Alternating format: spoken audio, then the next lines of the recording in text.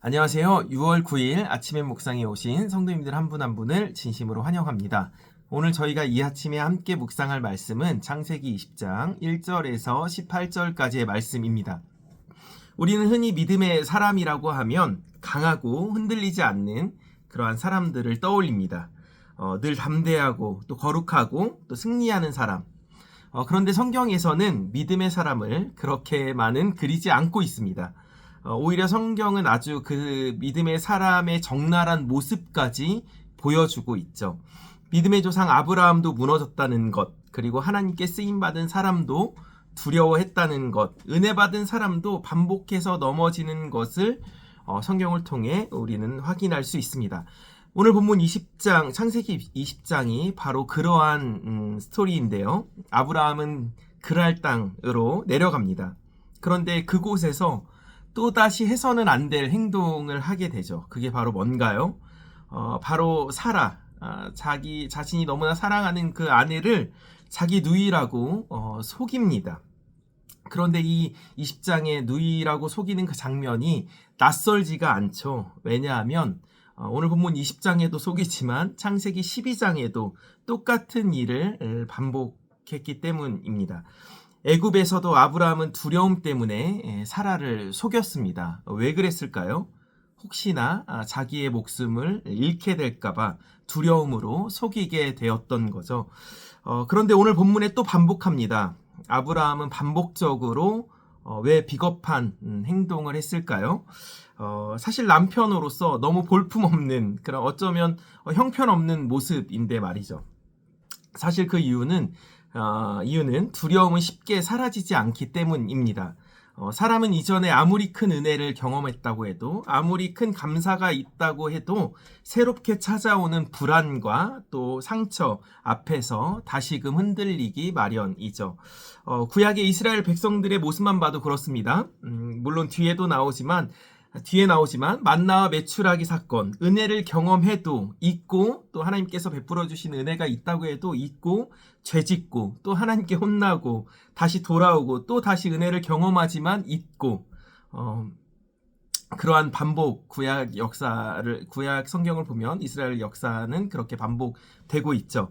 아브라함 마음속에는 여전히 이러한 생각이 자리 잡고 있던 것 같습니다. 하나님을 믿는다고 하지만 이거와 별개로 내가 목숨을 잃을 수 있어. 내가 죽을 수 있어. 그래서 자신의 방법을 사용합니다. 자신의 셈을 하며 속이고 또 통제하려고 하죠. 그런데 문제는 아브라함의 그러한 자신만의 방법이 결국 더 큰 문제를 가져다 줍니다. 아브라함은 살려고 거짓말을 했지만 오히려 더 큰 위험한 상황을 만들게 되죠. 결국 사라가 아비멜렉의 집으로 들어가게 됩니다. 여기서 우리는 인간의 연약함을 보게 되죠. 믿음의 사람도 넘어집니다. 한번 실패한 문제에 또다시 창세기 12장에 나왔던 그 문제로 또다시 넘어지는 그 아브라함의 모습. 그리고 또 기도한 사람도 무너지고 또 넘어질 수 있습니다. 그래서 신앙생활을 오래 한 사람일수록 아실 거예요. 가장 무서운 건 새로운 죄가 아니라 반복되는 죄. 아주 똑같은 것으로. 나는 왜 아직도 이 문제를 이기지 못하지? 나는 왜 또 이 똑같은 문제로 넘어지지? 왜 나는 또 똑같은 문제로 두려워하지? 나는 왜 또 이 사람을 똑같이 미워하고 똑같은 문제로 정죄하고 있지? 이게 똑같은 죄가 바로 사람을 무너뜨립니다.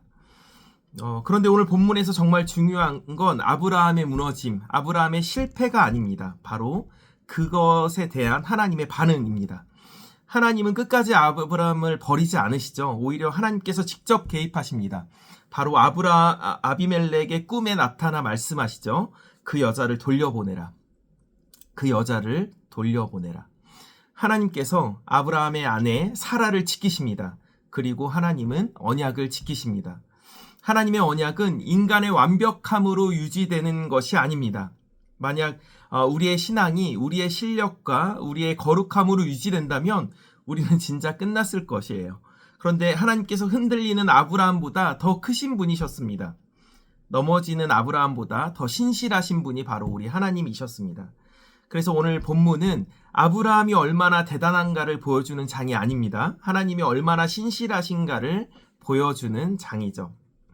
우리는 그렇습니다. 아까도 말씀드렸다시피 똑같은 문제에 대해서 반복적으로 흔들리고 넘어집니다. 때로는 하나님보다 내 방법을 더 붙잡고 의지할 때가 많이 있죠. 그런데도 그러한 모습 가운데 하나님은 우리를 포기하지 않습니다. 우리가 하나님의 손을 놓칠 때에도 하나님은 우리의 손을 놓지 않으시죠. 바로 그것이 성경에서 말하는 은혜입니다. 그런데 간혹 또 그 은혜를 오해하시는 분들이 계시는 것 같아요. 은혜는 대충 살아도 된다라는 것이 절대 아닙니다. 은혜는 이런 부족한 나를, 이렇게 무너진 나를, 이렇게 볼품없는 나를 아직도 붙드시는 하나님에 대한 감사의 고백이죠. 본문 마지막을 보십시오. 하나님께서 다시 아브라함을 사용하십니다. 그리고 실패한 아브라함이 아비멜렉을 위해 또 기도하게 하십니다. 그리고 하나님은 그 기도를 또 들으시죠. 우리는 실패하면 끝이라고 생각합니다. 그리고 넘어지면 자격이 없다라고 생각합니다. 그런데 하나님께서는 그 넘어진 사람을 다시 세우십니다. 베드로도 그랬고 다윗도 그렇고 오늘 본문에 나온 아브라함도 그랬습니다. 그러므로 오늘 하나님 앞에 필요한 것은 완벽한 척을 하는, 온전한 척을 하는 그 믿음이 아닙니다. 바로 정직한 믿음이죠. 정직하게 나아가는 모습입니다. 하나님, 저는 아직도 두렵습니다. 하나님, 저는 아직도 연약합니다. 하나님, 아직도 저는 저만의 셈을 하고 있습니다. 계산합니다. 그리고 그 고백 위에 하나님은 다시금 은혜를 부어주십니다. 우리의 구원은 우리의 완벽함으로 이루어지는 것이 아니라 하나님의 신실하심 위에 서 있는 것이죠. 오늘 또 하루가 시작되었습니다. 오늘 하루만큼은 그 신실하신 하나님, 그 언약의 하나님, 그 하나님을 붙잡는 저와 성도님들이 되었으면 좋겠습니다. 그리고 나의 모습과 나의 행위로 주어진 것이 아닌 전적인 하나님의 은혜로 주어진 그 구원에 감사하며 또 그 입으로 고백하는 그러한 하루가 되시길 간절히 축복합니다.